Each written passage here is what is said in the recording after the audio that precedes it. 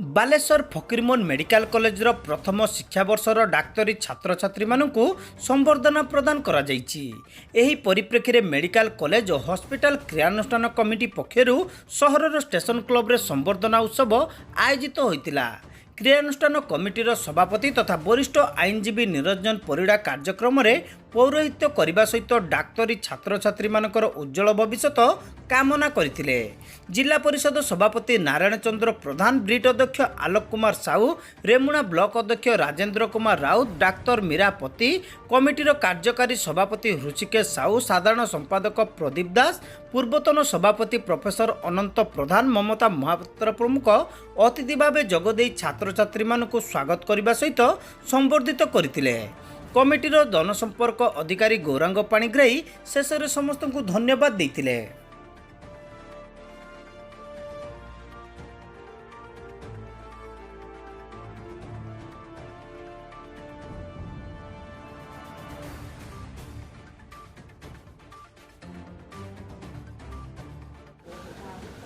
एक सुस्थ समाज गठन करने और गोटे भगवान हिसाब से मानव सेवा को किभली लोकों पाखे पहुंचे और लोकों स्वास्थ्य उन्नति करने संगे संगे मैं प्रभु जगन्नाथ प्रार्थना करुच्चे। समस्त सर्वप्रथम बहुत बहुत धन्यवाद देवी जो आयोजक बंधु समस्त धन्यवाद दी गोटे कार्यक्रम कर समस्त छात्र छात्री जो मैंने पास कर आज आयोजक मान तरफ संबर्धित कर प्रार्थना कर समस्ते आम राज्यर टेकरु आम जिलार टेकरु समस्त को बुजुर्ग भगवान जड़े डाक्तर से रोगी को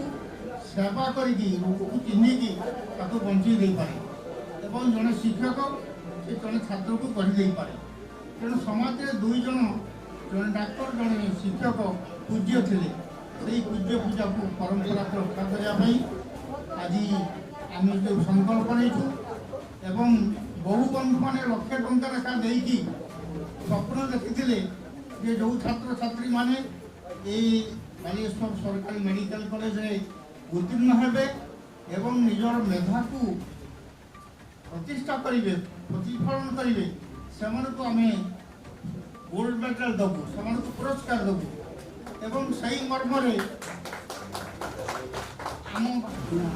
कर्मफल नहीं जन्म कर्मफल आकड़ी कर्मफल से कर्म करके जाए और गला को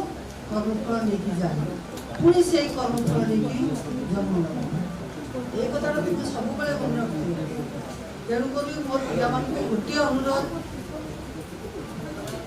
तुम्हें जो प्रोफेशन में जाओ जो प्रोफेशन में जो लोक मान सहित तुम्हें कैरियर स्टार्ट कर they are suffering mentally, physically, financially, and they are becoming definition is patient. But no suffering will give. So please, बहुत कष्ट